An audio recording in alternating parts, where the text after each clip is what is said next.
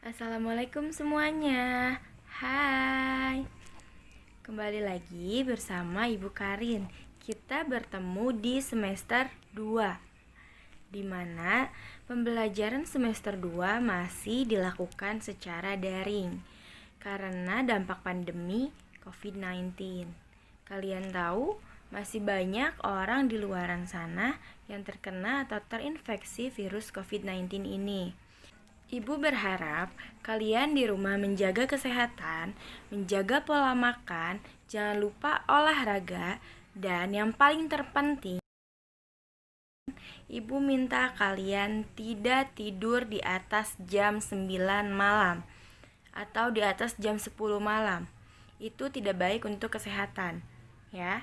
Kalau kalian sakit, kalian akan gampang terkena atau terinfeksi virus COVID-19 ini. Maka dari itu, kalian harus tidur secara teratur, makan secara teratur, olahraga secara teratur, dan jangan lupa mengerjakan tugasnya ya. Di dalam video ini ada beberapa catatan yang harus kalian catat di buku catatan atau di buku tema kalian. Ya, nanti di dalam video ini ada tulisan catatan. Jika ada tulisan itu, maka kalian berhenti dulu menonton, pause dulu videonya, lalu kalian catat, lalu teruskan menontonnya ya, sampai habis. Hari ini kita akan belajar di tema 6, yaitu tentang cita-citaku. Apa sih cita-cita itu? Apakah kalian tahu apa itu cita-cita? Seperti apa cita-cita itu? Apa yang harus kita lakukan jika kita mempunyai cita-cita? Nah, nanti kita akan belajar mengenai hal tersebut.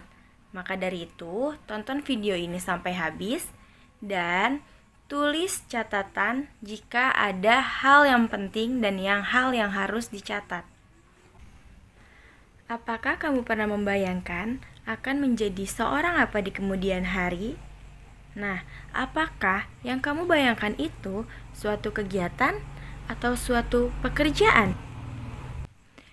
Atau mungkin kalian pernah membayangkan jika kelak telah dewasa akan bekerja menjadi seorang pilot atau dokter atau guru? Dan atau kalian pernah berpikir kelak akan menjadi pekerja seni? Kamu pasti punya mimpi dan harapan untuk pekerjaan kamu di masa depan, bukan? Nah, itu yang dinamakan cita-cita. Masih kurang paham? Mari simak dan perhatikan penjelasan berikut ini. Let's go! Cita-cita. Cita-cita adalah suatu impian dan harapan seseorang. Nah, untuk dapat mewujudkannya, kita harus bekerja keras dan berusaha dengan sungguh-sungguh. Berikut ini beberapa contoh cita-cita. Yang pertama, guru. Kegiatan utamanya adalah mendidik, mengajar, membimbing, mengarahkan, melatih, menilai, dan mengevaluasi siswa-siswi dalam kegiatan pembelajaran. Yang kedua adalah arsitek. Kegiatan utamanya adalah merancang, merencanakan, dan mengawasi konstruksi bangunan. Yang ketiga adalah dokter hewan. Kegiatan utamanya adalah memeriksa, mengobati, dan merawat hewan yang sakit. Yang keempat, pelukis. Kegiatan utamanya adalah melukis, mencari inspirasi tentang lukisan yang ingin dibuat, dan juga menyiapkan bahan-bahan yang diperlukan untuk melukis. Dan yang kelima adalah pilot. Kegiatan utamanya adalah menerbangkan pesawat dan membawa penumpang dengan aman dan penuh rasa tanggung jawab. Nah, sekarang kalian sudah tahu apa itu cita-cita. Ibu mau tanya, bagaimana dengan kalian? Apa cita-cita kalian kelak? Kamu boleh menuliskan cita-citamu di kolom komentar di bawah ini ya. Ibu punya sebuah teks yang harus kalian dengarkan, cermati dan pahami. Oke, berikut teksnya. Cita-citaku, anganku melayang ke masa depan. Aku ingin menjadi seorang guru. Guru adalah pejuang ilmu di garis depan. Guru tanpa pamrih berbagi ilmu. Aku akan berusaha mencapai cita-cita. Takkan lelah aku mencari ilmu. Takkan aku berpangku tangan saja demi tercapainya cita-citaku. Teks yang berjudul Cita-citaku tersebut merupakan sebuah karya yang disebut puisi. Puisi adalah bentuk karya sastra yang terikat oleh irama, rima, dan penyusunan bait dan baris yang bahasanya terlihat indah dan penuh makna. Puisi terdiri atas bagian-bagian yang merupakan kumpulan kata-kata yang disebut baris puisi. Baris-baris puisi terkumpul menjadi bagian-bagian yang disebut bait puisi. Perhatikan penggalan puisi berikut ini.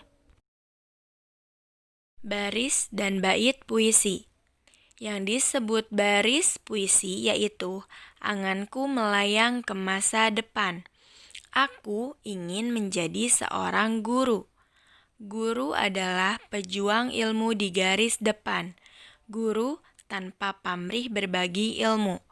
Itu merupakan baris puisi. Gabungan dari baris puisi disebut bait puisi. Rima puisi. Bunyi vokal akhir pada baris-baris puisi disebut rima. Bunyi vokal dilambangkan dengan huruf vokal seperti A, I, U, E, atau O. Jenis puisi yang memiliki rima teratur, contohnya, suara indah alat musik, diakhiri huruf vokal I. Alunannya, tenang mendayu, diakhiri huruf vokal U. Seakan selalu berbisik, diakhiri huruf vokal I. Dan aku selalu ada untukmu, diakhiri huruf vokal U. Penggalan puisi di atas memiliki rima yang teratur, yaitu I, U, I, U, atau lebih dikenal dengan AB, AB. Kalian tahu, isi puisi itu bisa dibuat dari berbagai macam. Contoh, misalnya kalian bikin puisi tentang ibu, atau kalian bikin puisi tentang teman, sahabat. Nah, bisa juga kalian bikin puisi tentang hewan peliharaan. Apakah kalian punya hewan peliharaan di rumah? Atau kalian pernah melihat hewan peliharaan di lingkungan kalian?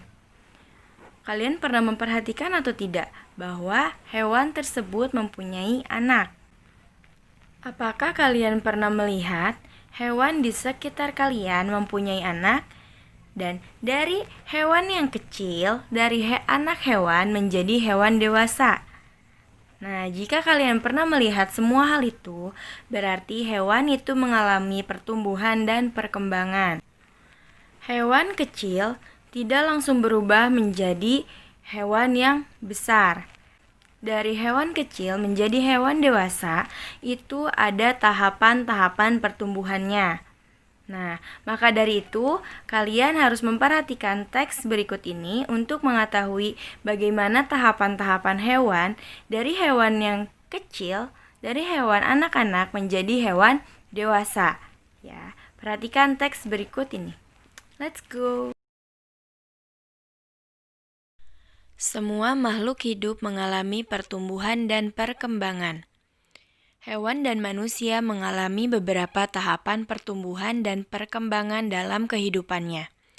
Tahapan pertumbuhan dan perkembangan hewan membentuk sebuah siklus hidup atau daur hidup. Hewan mengalami tahapan pertumbuhan dan perkembangan yang berbeda-beda. Ada jenis hewan yang mengalami perubahan bentuk di setiap tahap hidupnya.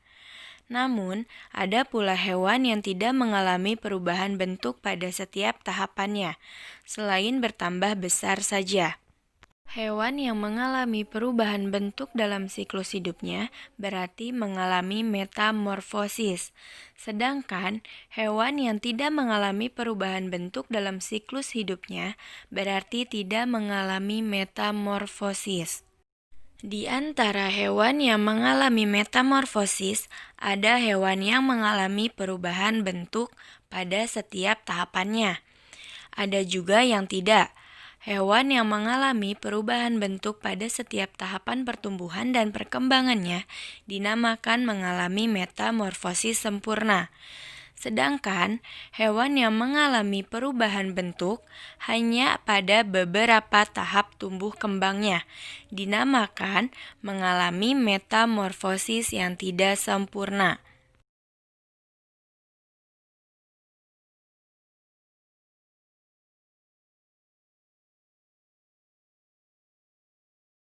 Kerjakanlah pada buku tulismu, kemudian fotokan dan kirimkan tugasnya ke ibu ya. Ucapkanlah terima kasih kepada ayah, ibu yang telah mendampingi kamu belajar di rumah. Mari kita akhiri kegiatan pembelajaran hari ini dengan membaca doa. Sampai jumpa besok. Wassalamualaikum.